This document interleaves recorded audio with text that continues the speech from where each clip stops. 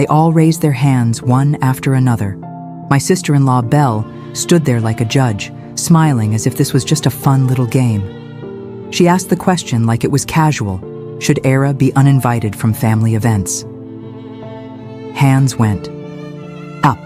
My mother-in-law, my father-in-law, cousins, spouses, every hand except one, Grandpa Joe's.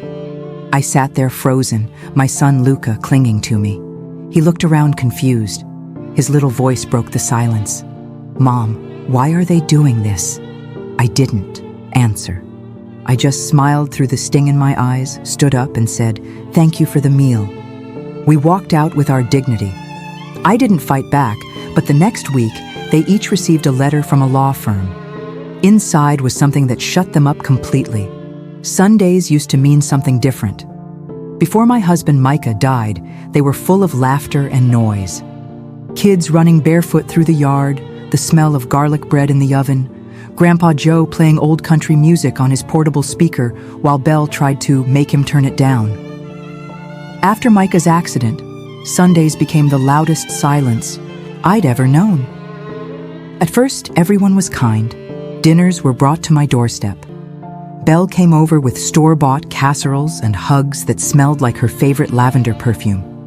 My in-laws, Carol and Robert, insisted I stay close to family. But as the months passed, the sympathy faded. The texts got shorter, phone calls stopped, invitations disappeared. I'd never argued with anyone. I never demanded anything. I didn't cause scenes. I simply stopped being useful. And that's when I realized I had been accepted not as family, but as Micah's wife. Without him, I was just a reminder of what they lost, or maybe what they didn't want to face. But Luca, he never stopped asking. He was only 7 when his dad died, and now at 10, he still carried Micah's smile, his dimples, and the same quiet way of observing people. "Mom," he asked once, "why doesn't Grandma ever call us anymore?" I told him, maybe they were just busy. Maybe they didn't know how to talk about Daddy. He nodded, but I could see the sadness settle into his little chest. He missed them in a way I couldn't fix, and for him, I decided to try again. So, when Belle messaged me out of the blue one Thursday, family dinner Sunday, "Would be nice to see you and Luca," I froze. I reread the text 5 times. It felt like bait, but Luca's face lit up when I told him, and that's all it took. We arrived 10 minutes early. Their house was pristine, not a toy out of place, like a magazine spread. Belle met us at the door, all smiles and hugs.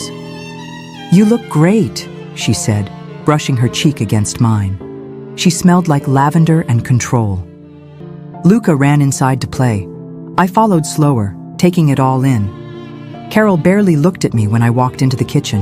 She was slicing lemons for her iced tea, pretending she hadn't just paused a conversation the second I walked in.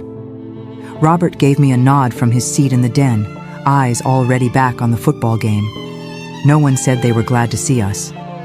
I offered. To help with dinner prep, was handed the salad bowl, and then quickly left out of the kitchen talk. Belle and Carol kept laughing at things I wasn't included in. I smiled anyway. I had gotten good at that over the years, smiling in places I didn't belong. When dinner was served, I noticed Luca was already at the kids' table. Belle served him first, then the others. When it was my turn, I had to reach around the dishes to get a plate. Small things, but they added up. Conversation buzzed around me. Work promotions, school updates, vacation plans. Not once did anyone ask how Luca was doing or me.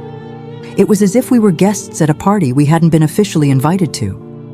The only warm moment came from Grandpa Joe. He moved slowly now using a cane, but his presence was as steady as ever. He sat down beside me and passed the bread. "I'm glad you came," he said quietly. "Luca needs to know he still belongs. And you do too, even if they don't know it yet." I swallowed the lump in my throat. He always had a way of saying exactly what I needed to hear, just when I needed to hear it. I looked over at Luca. He was laughing with his cousin Levi, his plate piled with food, eyes full of hope. He didn't see what I saw. He didn't feel the way the air shifted when I walked into a room. He was still a child believing the best in people, and I didn't want to take that from him. So, I smiled. I stayed quiet, and I convinced myself I could get through just one dinner. But what happened next would tear through that silence and expose everything I had tried so hard to ignore. It happened after dessert. We were still at the long dining table, plates scattered with crumbs, glasses half full. The kids had run off to the basement, and for a moment, I thought maybe I'd made it. Maybe I had survived the evening. That's when Belle stood up. She tapped her glass with a spoon. Everyone turned to her as if on cue. I thought she was going to make an announcement, maybe share some family news. I sat up straighter, forcing a smile. Then she said it. "I think we need to talk about the tension in this family." She said it like she was doing everyone a favor.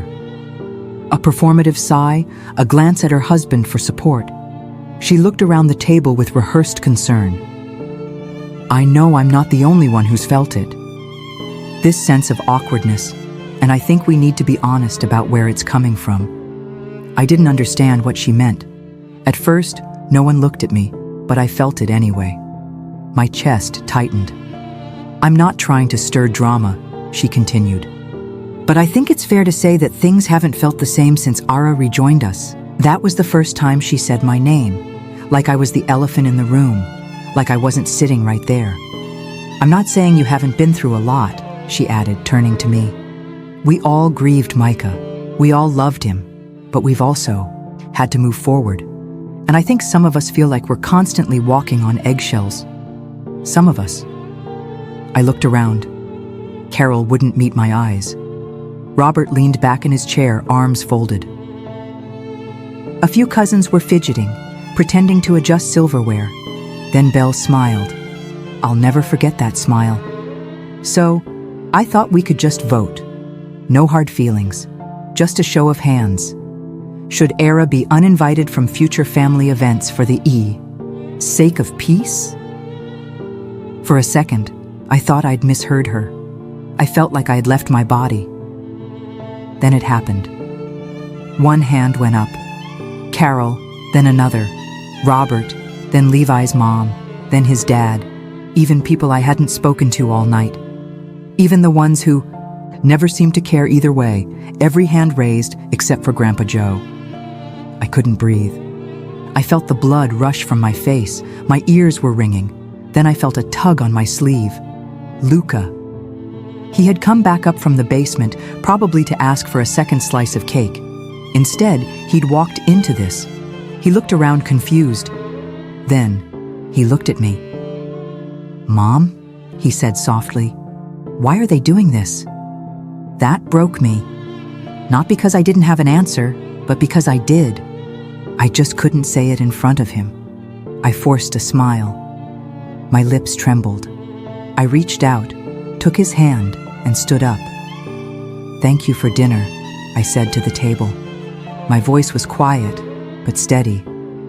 "We should be going." No one stopped me. Not one person said a word. As we walked out, Grandpa Joe rose from his seat and gently touched my shoulder. "You don't deserve this," he whispered. I nodded once and kept walking. I held Luca's hand tightly the entire way to the car. He didn't ask anything else. He just rested his head on my arm as I buckled him in. I drove home in silence, the kind of silence that sits deep in your bones. That night, I sat in the dark for hours, listening to my son breathe as he slept beside me. I knew Belle had orchestrated that moment. She'd planned it, rehearsed it, built it up over months, maybe longer. She didn't want me gone for peace. She wanted me erased. And this vote, it was her performance, her little show of power, and I let her have it. But what she didn't know, what none of them knew, was that I wasn't going to stay quiet forever. I didn't shout. I didn't beg. But I was done playing the part of the grieving widow who knew her place. The next move was mine. The house was quiet that night. except for the soft hum of the refrigerator and the rhythm of Luca's breathing beside me. He'd fallen asleep, curled, against my side, one hand still gripping the sleeve of my shirt like he was afraid I'd disappear. I lay there in the dark, eyes wide open, staring at the ceiling.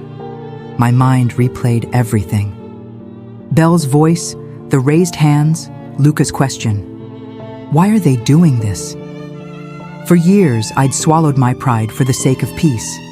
I'd let them slowly push me aside, convinced myself that silence was the noble thing, that being quiet was better than being the problem. But that vote wasn't just cruel. It was strategic. It was meant to humiliate me in front of everyone. It was meant to show Luca that his mother didn't belong in the family she once helped hold together, and that I couldn't allow. I slipped out of bed, careful not to wake him. I made tea, but didn't drink it. Instead, I opened my laptop and pulled up a folder I hadn't touched in years. Old text messages, voice memos, photos. I scrolled through conversations I'd saved out of habit. Messages from Belle that had once felt passive-aggressive but now felt intentional. One caught my eye. You don't have to come to Luca's recital. It might be awkward for everyone. Another Carol says it's probably better if you just drop him off at the party. It'll be easier for the other kids. I hadn't realized how long the distancing had been happening until I saw it laid out like this. Message after message, erasing me one polite suggestion at a time.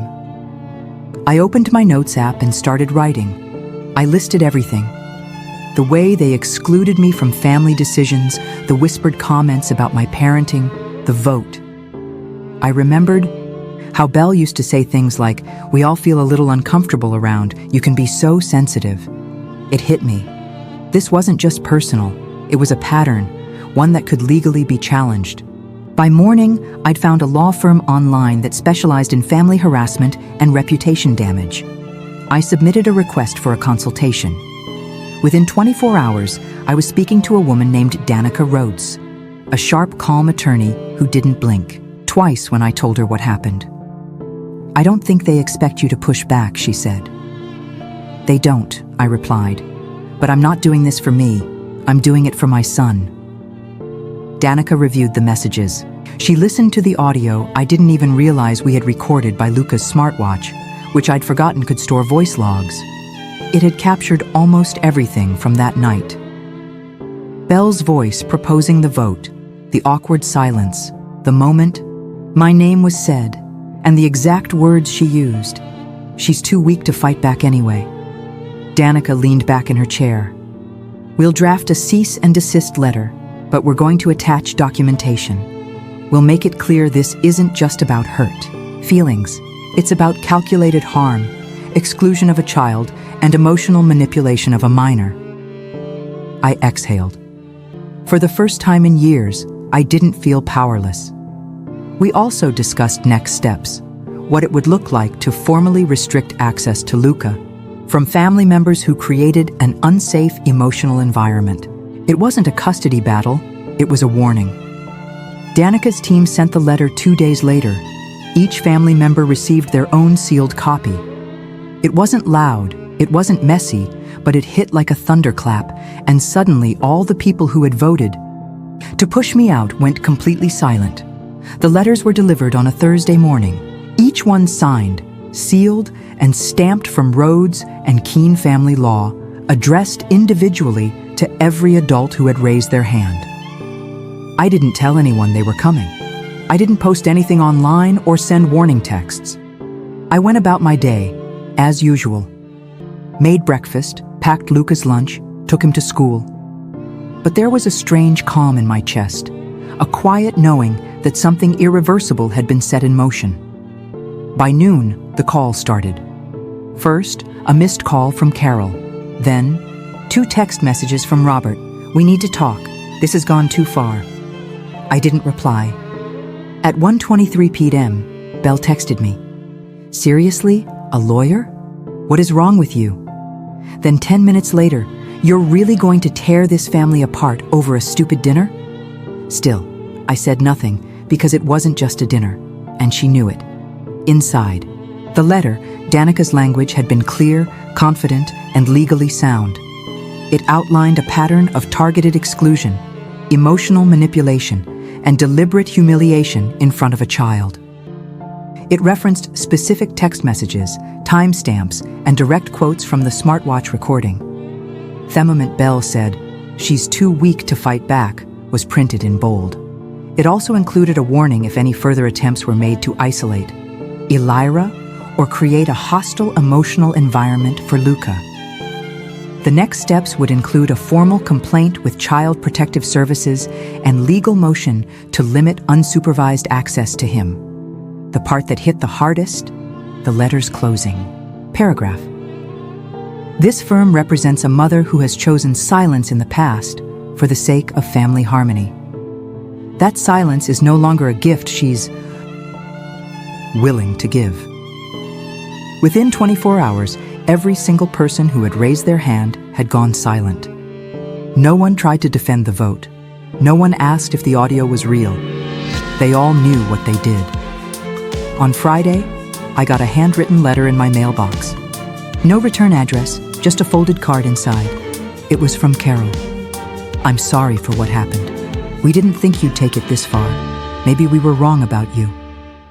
I read it once and placed it in the drawer next to my wedding ring. Not long after, Grandpa Joe called. "Your lawyer gave them all heart attacks," he said, laughing softly. "Brielle's been quiet as a mouse." "She deserves worse," I said. "She does," he agreed. "But I'm proud of you anyway." That weekend, Luca asked if we were going back to their house again. I looked at him. This brave, sensitive boy who had seen more cruelty in one night than most adults do in years. "No, sweetheart," I said. "Not for a while." He nodded, then smiled. "That's okay. Can we go to the beach instead?" "Yes," I said. "The beach sounds perfect. It's been 3 months since the letter went out. No one's tried to organize another vote. No one's invited us back, and no one's apologized, at least not in person." The silence hasn't just continued, it's grown louder. And yet, for the first time in years, I feel free. I don't wake up dreading texts or wondering what I did wrong. I don't mentally prepare for another cold shoulder or backhanded comment disguised as just being honest. I don't have to walk into a room and shrink anymore. Most importantly, Luca is okay. Better than okay. He doesn't ask about the cousins anymore. He stopped checking the mailbox for birthday cards that never came. We've built new traditions now. One's not based on keeping peace with people who tried to erase us, but on creating joy with those who genuinely care. Every Sunday morning, we get donuts and walk the lake trail behind our apartment. Luca brings his sketchbook. I bring coffee. We sit on the bench where Micah used to take him as a toddler, and we talk about school, cartoons, space, whatever he wants. There's no tension, no pretending, just peace. I've also started going to therapy. That was new for me.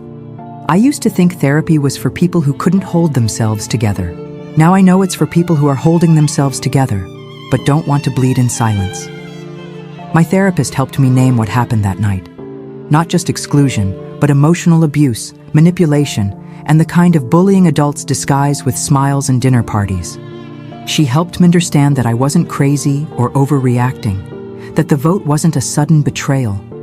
It was the final act in a long pattern of disrespect. That clarity healed something I didn't even know was broken. And yet, I don't feel angry anymore. I don't wake up wishing I could make them feel what they made me feel. That's the part no one talks about. How healing makes revenge irrelevant. I didn't want to ruin their lives. I wanted my son to have a mother who could show him what strength really looks like. Strength isn't screaming at a table full of people who've already made up their minds. Strength is knowing you can leave the room and still command respect when the door shuts behind you. Some people might say, I overreacted, that it was just a vote. But if you've ever sat quietly in a room full of people who pretend you don't belong, you know how loud that silence can be. I didn't take legal action to be dramatic. I did it to set a boundary that words couldn't. The truth is, I gave them years of kindness, of understanding. It gave them every opportunity to treat me like a human being, like the mother of their grandson. They responded with cruelty, disguised as civility. They counted on me staying silent because they mistook silence for weakness. They were wrong. I've learned something else too. Family isn't sacred just because it's family. Blood doesn't give anyone the right to mistreat you. Names and DNA don't excuse manipulation, and loyalty doesn't mean tolerating pain. Family is built, chosen, earned. Grandpa Joe still comes by every Saturday. He and Luca play chess badly and eat sugar cookies he brings from the corner bakery. He never talks about the others, and I never ask. Last week, Luca asked me, "Do you think they miss us?" I paused. "Maybe," I said. "But missing someone doesn't mean you treated them right." He nodded and went back to coloring. He's growing up with more wisdom than most adults I know. I used to think my story was about being shut out, but it's not.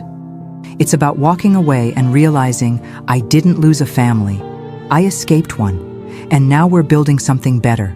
Not louder, not bigger, but kinder, safer, and completely ours. If this story resonated with you, if you've ever been the quiet one in the room, the one underestimated, the one who chose peace over revenge, then I hope this gave you a little strength. Sometimes walking away isn't weakness. It's the loudest kind of power there is. If you connected with this journey, please like the video, share it with someone who needs to hear it, and comment below. Have you ever had to walk away from a family to protect your peace?